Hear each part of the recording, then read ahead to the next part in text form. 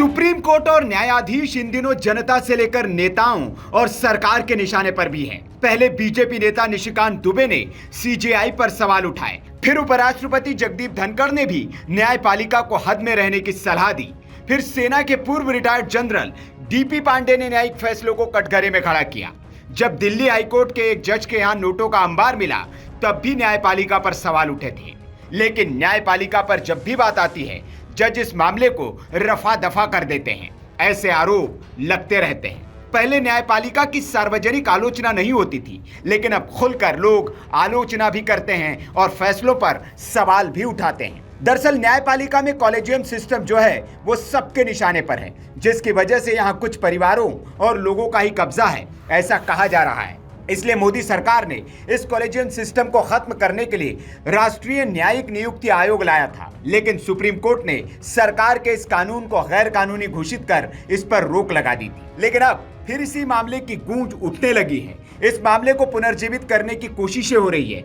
निशिकांत दुबे ने भी यही मांग की थी कि न्यायपालिका में ये जो एकाधिकारवाद है, इसे सरकार खत्म करेगी। अब यही मामला जब सुप्रीम कोर्ट में फिर से उठा तो मुख्य न्यायाधीश जस्टिस संजीव खन्ना भरी अदालत में भड़क उठे। दरअसल वकील ने कॉलेजियम प्रणाली को चुनौती देने वाली याचिका को सूचीबद्ध करने की मांग की थी। वकील मैथ्यूज नेदुम्परा सीजेआई खन्ना के सामने थे और वे 2022 में दायर एक रिट याचिका का उल्लेख कर रहे थे, जिसमें न्यायाधीशों की नियुक्ति की कॉलेजियम प्रणाली को खत्म करने और राष्ट्रीय न्यायिक नियुक्ति आयोग को पुनर्जीवित करने की मांग की गई थी। इस दौरान नेदुम्परा ने सीजेआई से कहा, हम देख रहे हैं कि क्या हो रहा है, कृपया देखें कि क्या हो रहा है। सीजेआई चंद्रचूड़ से इसे 3 बार सूचीबद्ध करने का अनुरोध किया था, लेकिन फिर भी इस देश के लोगों को राष्ट्रीय न्यायिक नियुक्ति आयोग एनजेएसी की जरूरत है। उपराष्ट्रपति ने भी ये कहा है और यही देश की जरूरत है। हम इसकी मांग करते हैं। ये बात सुनते ही सीजेआई संजीव खन्ना भड़क गए और वकील को फटकार लगा दी। उन्होंने अधिवक्ता मैथ्यूज नेदुम्परा से कहा, कृपया मेरे मुंह में शब्द न डालें और यहाँ अदालत में कोई राजनीतिक भाषण न दें। दरअसल पिछले साल सुप्रीम कोर्ट की रजिस्ट्री ने यह कहते हुए यही याचिका स्वीकार करने से इनकार कर दिया था कि यह मुद्दा 2015 के एनजेएसी फैसले के पहले ही सुलझ चुका है, इसलिए फिर से इस मुद्दे को उठाने वाली रिट याचिका विचारणीय नहीं है।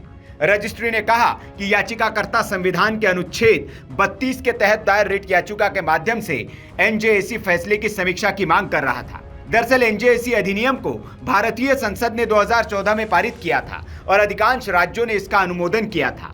एनजेएसी अधिनियम में न्यायाधीशों की नियुक्ति के लिए न्यायपालिका, कार्यपालिका और प्रतिष्ठित व्यक्तियों के प्रतिनिधियों वाला एक आयोग के गठन का प्रस्ताव था।